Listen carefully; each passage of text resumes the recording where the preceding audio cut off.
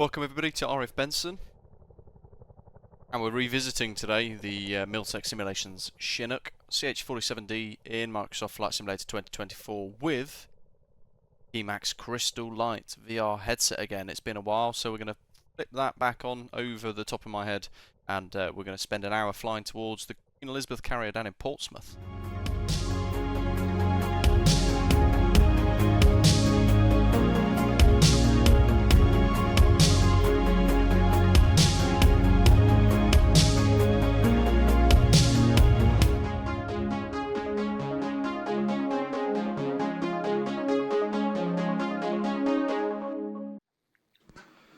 So here we go, cockpit interaction.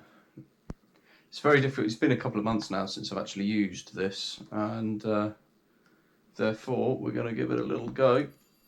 Pop the old alarm on for the APU.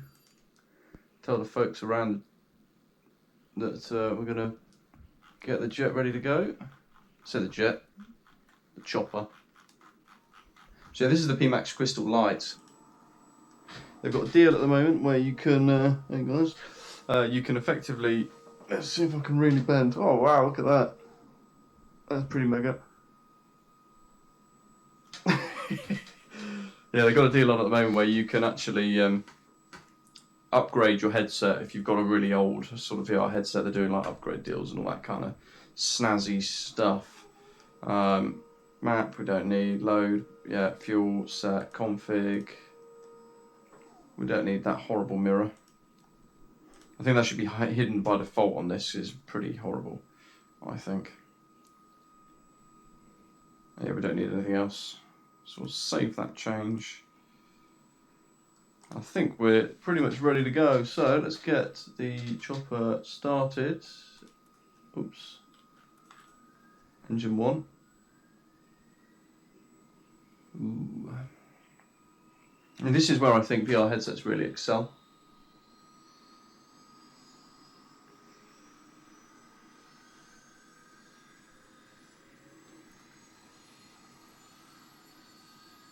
It started off really put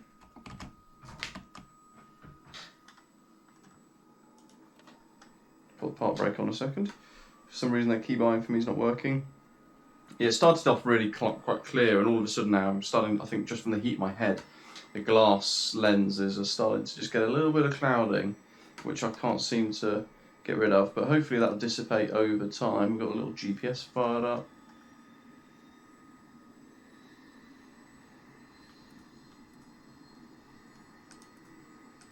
It's a bit tricky just working out exactly where the click spots are in VR. Just got to press shift to readjust my head there, otherwise I'll be turning into an owl before we know it. Ground 2. So what, this is ruddy immersive.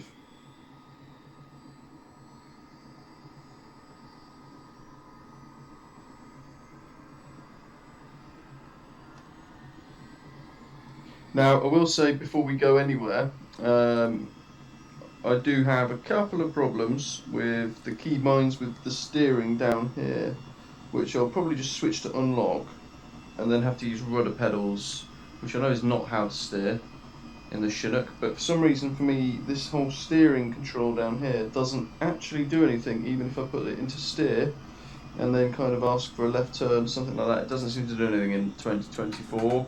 I don't know why, but it's just something there that I'll have to contend with. Okay, both are in flight. Make sure they're on for the Jennies. Oh, yeah, and the starter's off.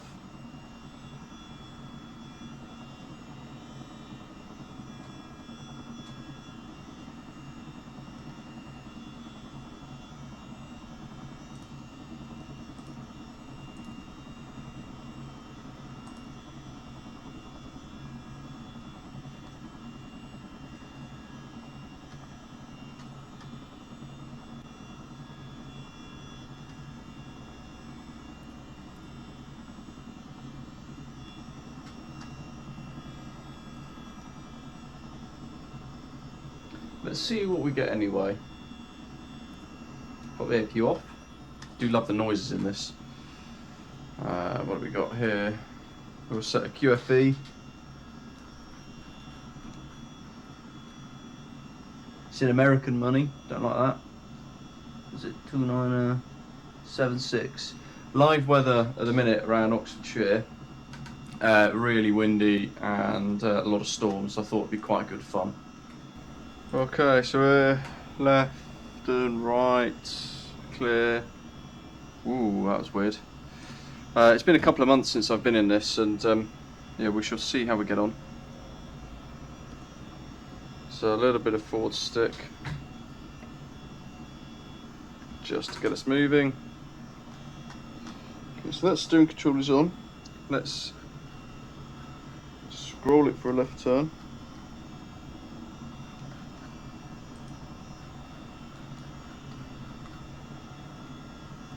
No, it doesn't do anything, which is a real shame because this is a beautiful helicopter. It just seems to have been a little bit neglected over the last couple of months, certainly with msfs compatibility. So that does mean that effectively we need to use rudder to steer the helo about, which I'm not against. You know, you just have to make it work, but it does ruin the immersion a little bit.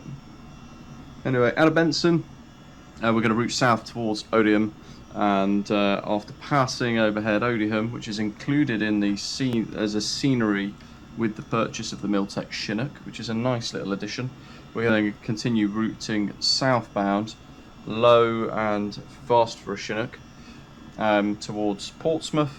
We'll pick up the carrier and we'll land on the static carrier. We'll see how we get on. Flight time is probably from sort of door to door, we're looking at about an hour. The last time I wore the headset, it's about 2 months, so I think certainly it's going to be a good way of testing to see how the headset, sort of how I get on with it.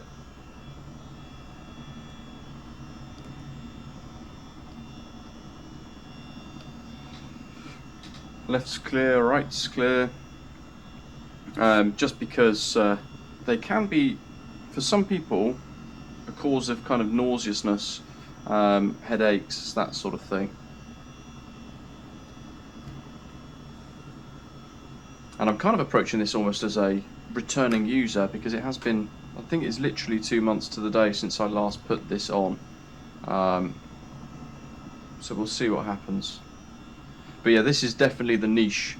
This is where it comes in to it, you know, to its own really, and it really excels, because what we've got is a wonderfully immersive helicopter experience in VR. I think the last video I did was in the 777, if I remember rightly,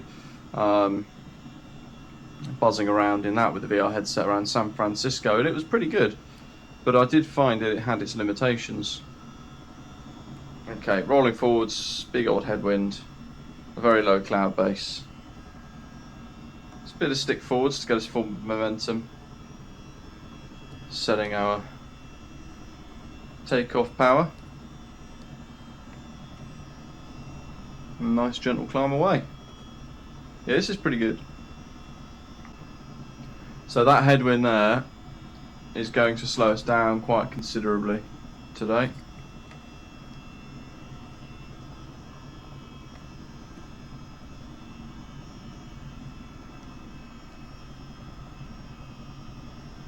Anyway, let's get a bit of power on, get the torque up, let's get on our way. Beautiful Oxfordshire down below. What is that?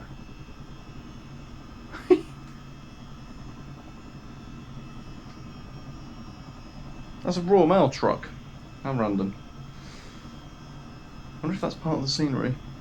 Anyway, we'll brake off left, route down over the Chilterns towards Odium, Hampshire. Beautiful Alton. I'm at Barnstormer Alton for those of you who like bikes. BMW Motorrad dealership.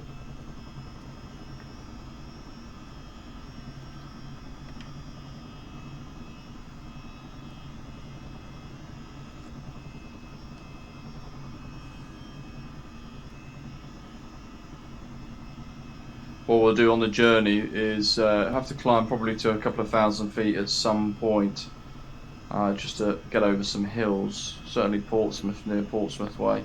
What we'll aim to do is maybe go into the cloud so that we can see what it's like in VR. It does give you a really nice appreciation for how stunning the simulator is. This is where VR for me comes into its own. If you're flying in an airliner doing 30,000 feet, yeah, it's pointless, I think, if I'm being honest. But these are expensive bits of kit, so unless you're going to make use of it frequently, and that might mean that you want to you need to change the tailor your flying experience a little bit, perhaps. Then they're not really worth it, I don't think, for the sheer cost.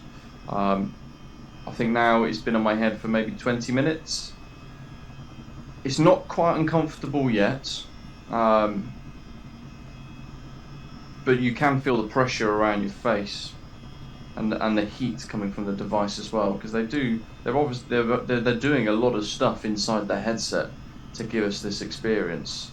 A lot of cool computer wizardry. But I love how you can just kind of lean forwards, have a look over the top of the dash. Yeah, there's the refueling probe. Lovely job.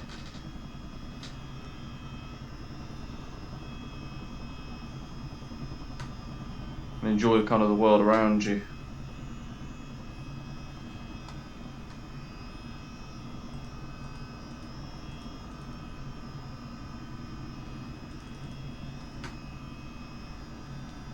Look at that, it's got so dark now as well with that cloud just above us. A really thick bit of cloud.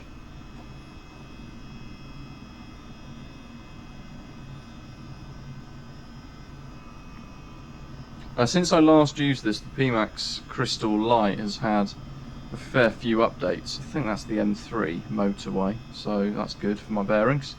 It's had a few updates to the software. I have found that a couple of times, you've probably noticed it in the video actually a few seconds ago, there's been a few times where it's almost got confused as to the position of my face. I'm not moving it around all that much, but it kind of then like locks over there and then stutters. That's a really horrible sensation, not being used to VR. That is the sort of thing that will make me start to feel nauseous if it continues. So we'll keep an eye. There's power lines down there, that's why we can't go too low. This is a nice altitude to see how absolutely stunning this sim is. All the farms and all that kind of stuff down below, very nice.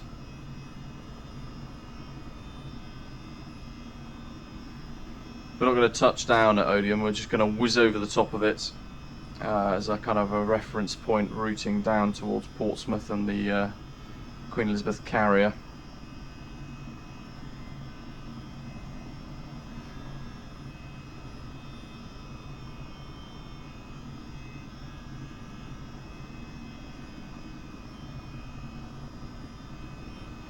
The further south we go, we might get a bit more cloud as well, so we'll maintain roughly 2,000 to 3,000 feet throughout. I'm drifting up a bit because we've got the hills to clear further on.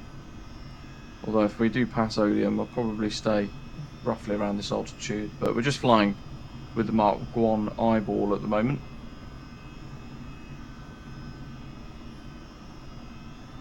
Odium's not too far off in the distance either.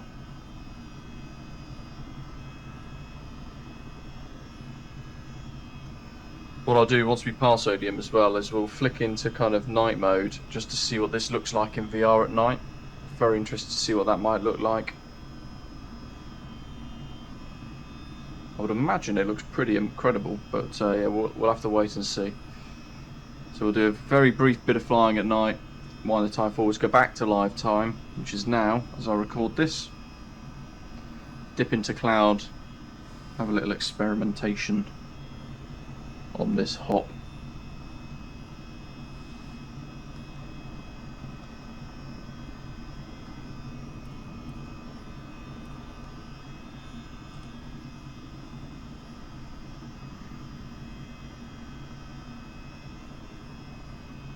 I think I can see one of the aircraft hangars up ahead.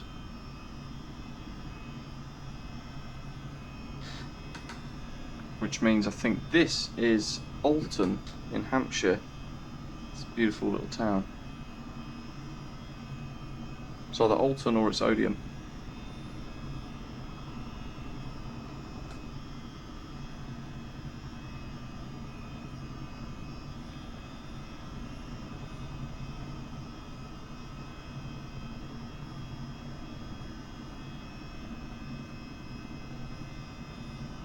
There's the field.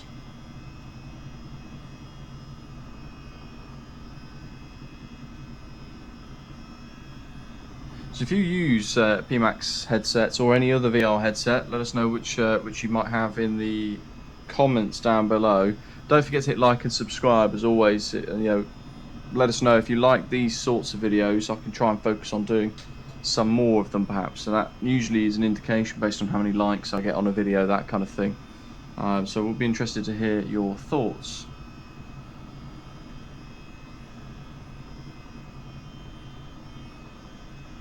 Nice little scenery. We'll just whiz over the top and then carry on southbound over the hill. We'll target some of that weather over there. Yeah, this is included in the purchase when you buy the CH-47D from Miltech Simulations as a scenery in the package. I think it's absolutely great that they've added this in.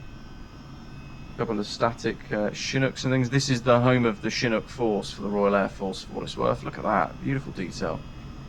That looks amazing in VR. Tiny little helipad there. Job's a good one.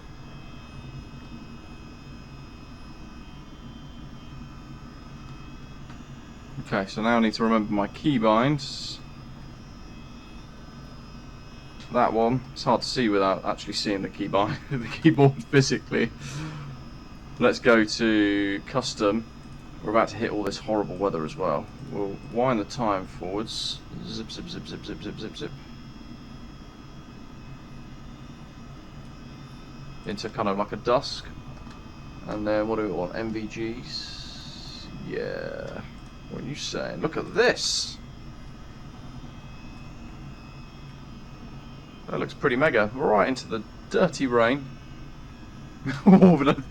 Now this is spectacular. Oh wow. This is what VR is all about. This experience is phenomenal. Oh, there it is, getting confused again. It almost makes your eyes go googly. And then you get, for me when that happens actually, like just then, I have this very slight feeling of as it's like wobbling around, because it, if I look left, my brain knows I'm looking left and the camera pans left to go with it. So, it's somewhat natural. When it jitters a bit and you're looking left but then it goes right and stutters and wobbles, that really throws your head off. It's not comfortable at all when it does that.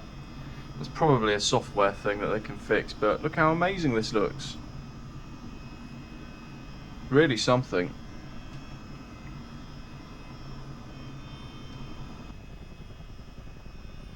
One thing that is interesting, I suppose, I can't remember if it happened on the previous flights that I'd done, but up ahead, beautifully clear.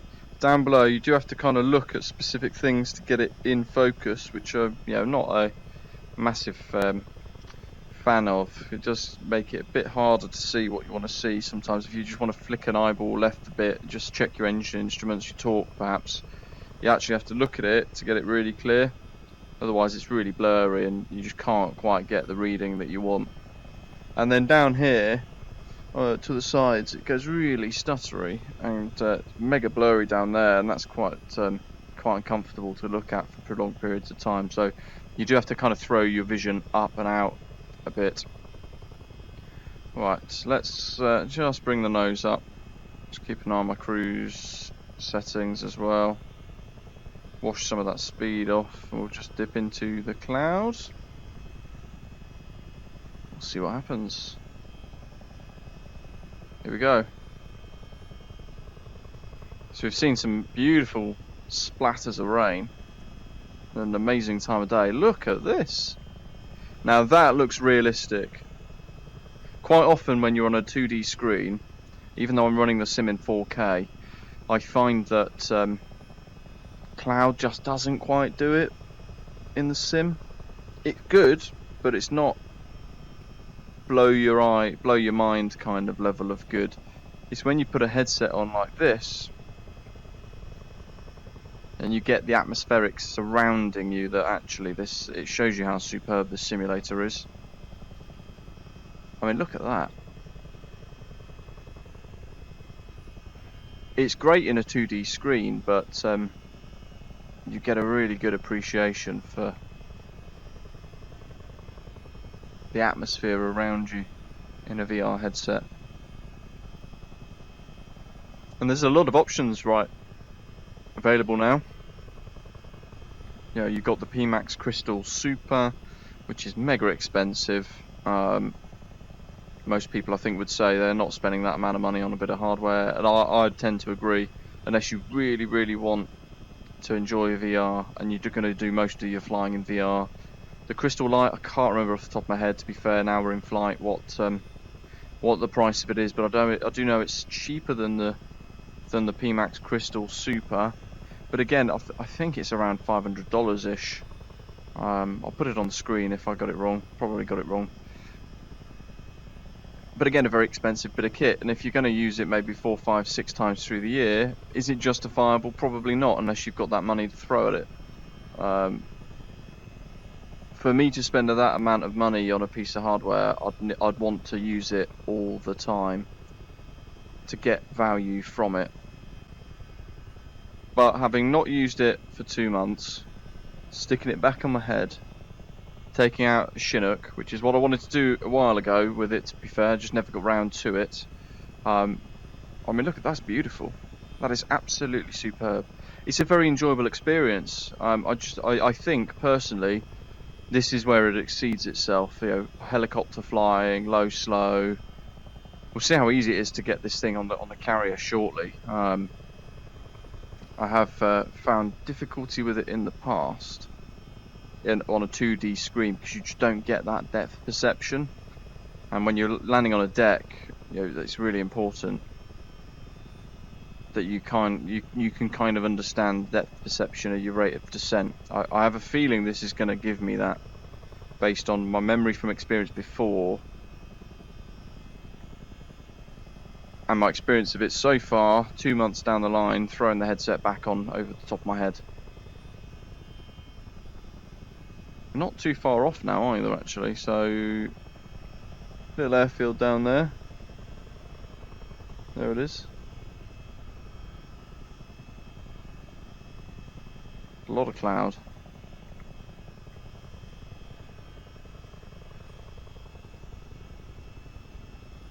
Let's keep an eye on the speed.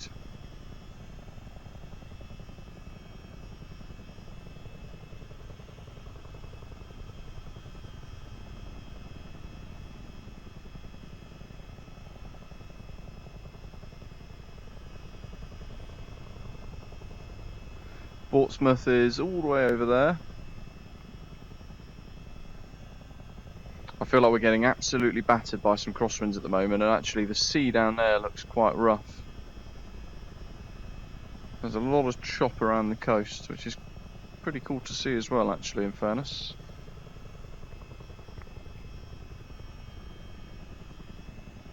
See, that's not recognised as an airfield on the map. It'd be very interesting to see what this is supposed to be. I'd imagine like a historical World War II airfield, perhaps. Part of the Royal Naval Air Squadron, maybe.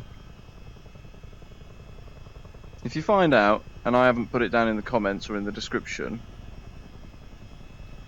if I've forgotten, which in all likelihood is probable, then do let me know. Nifty. Very nice. We've got the Aerosoft North Sea pack installed as well, so what that does give us is a load of ships over there,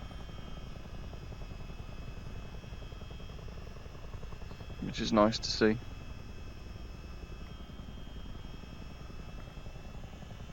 We'll just bring her down low. I think the carrier is over there. It does look like that is the carrier, actually. We'll bring her low, because I know this does have a load of effects associated with it. If you're flying over sandy desert and things, you get like a sand dust effect kick up. But I also think water, from memory, creates a big old load of spray around the chopper, so we'll bring her down low. I think the deck height's about here, which is actually 0 for our QFE at Benson that we set earlier. We'll find out when we get there. We'll see what we get. Oh, look at that, that's mega. Bit blurry, but it's not awful.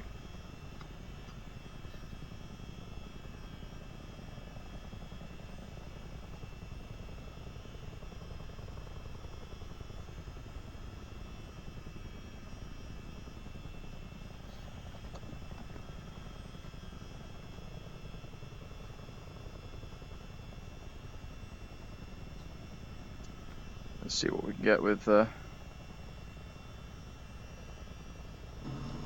load of splash, perhaps. So it's really difficult with this. You've got to start bleeding the speed off first, because you can end up in your own rotor wash, and then you will just crash. You'll get sucked down into the air, basically. So you set power, descent, speed, a whole load of stuff, and it's a big old careful balance. But actually, in the VR headset, this is surprisingly easy.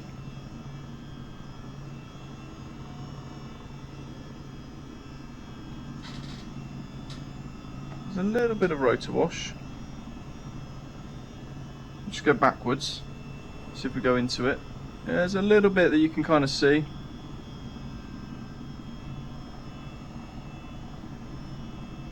Can't see it so much on that. We'll just squeeze the bow back in, nose forwards, climb away. So there's a little bit. I could see it actually on the headset, which is very nice. I don't want to blast the speed up too much, because otherwise we've got to get it back off again when we get to the carrier. I love the fact that I can just look right and see all of those tankers over there. That's pretty mega. But yeah, that's definitely the carrier with its 2 towers. Get the T's on, lads, we're coming in.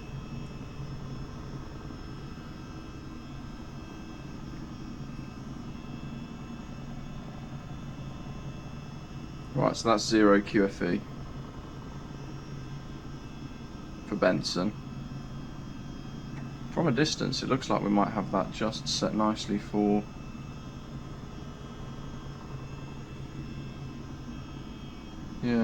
for the deck. Find out when we get there. Yeah, very enjoyable flight so far, it has to be said. It's nice to be back in the headset. I'm starting really to feel the heat around the top of my head. Around my face, starting to get a little bit uncomfortable with the headset being against my face as well, with kind of the pressure around my cheeks and things. I don't know if that's going to translate into like a headache. I know some people do get that, but it has been a while since I've worn it, so basically this is like wearing it for the first time all over again. With a lot of VR headsets, I do think you've got to be regularly wearing them for you to get used to it a bit easier, and if you're not, then basically every time you put it on you have to kind of introduce your brain to it again. But certainly going low, slow with the detail, I haven't felt nauseous just yet. It's only been when that stuttery, weird, glitchy stuff has happened once or twice through the flight. I think it's happened 2 or 3 times actually. Yeah, 2 or 3 times it's happened. That's when it's become a bit like, well, I'm not sure about that, but then it's gone instantly when the glitch has gone and resolved itself. My trick there is to just fixate on a point and then look at the detail on it, and it kind of just gets me back a bit.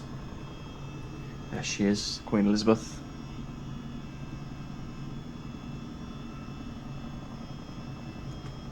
So basically we're going to try and get rid of the speed, get roughly down towards deck height but to the left of the ship, and then we'll drift her in. And yeah, actually, to be fair, I feel like I get a lot of depth perception from this, so it should be alright, but we need to definitely get that speed off.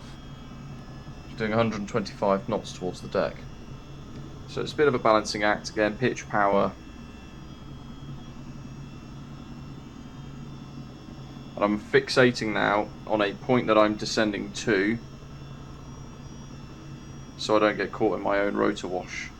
And on VR headset, that is a darn sight easier than on my 4K screen, I can tell you that.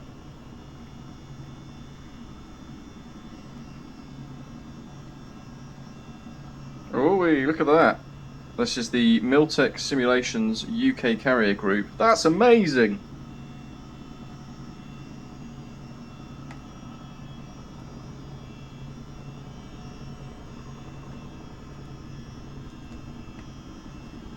Wowzers.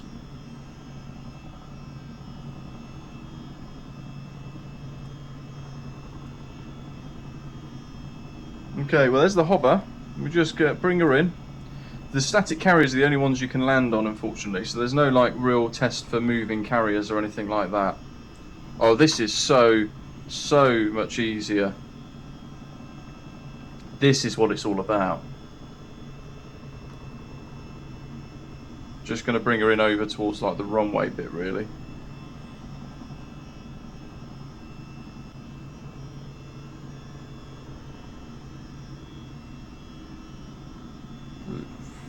Good old wind throwing us around. Tiny adjustments.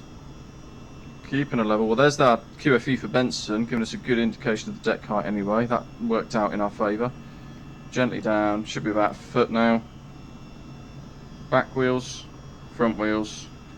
Brakes. And we are going to get some glitching as the ship kind of bobs around in the Microsoft Flight Simulator 2024 waters. Get APU on.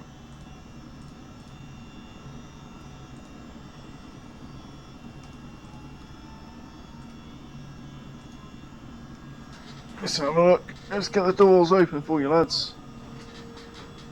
Get you off for a bit of Navy scran. APU gen.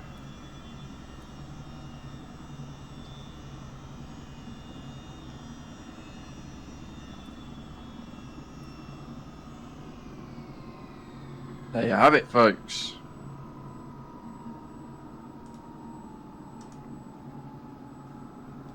That is absolutely mega. Look how fantastic that all looks. Very realistic.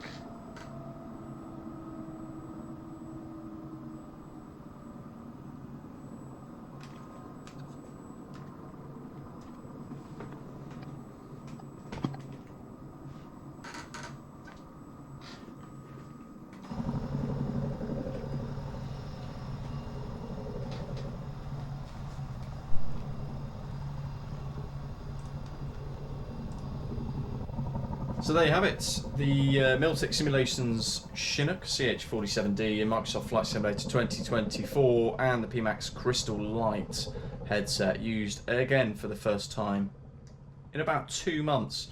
I've got a little bit of kind of almost like a pressure headache forming from wearing the headset now for only 45 minutes. So that's quite something.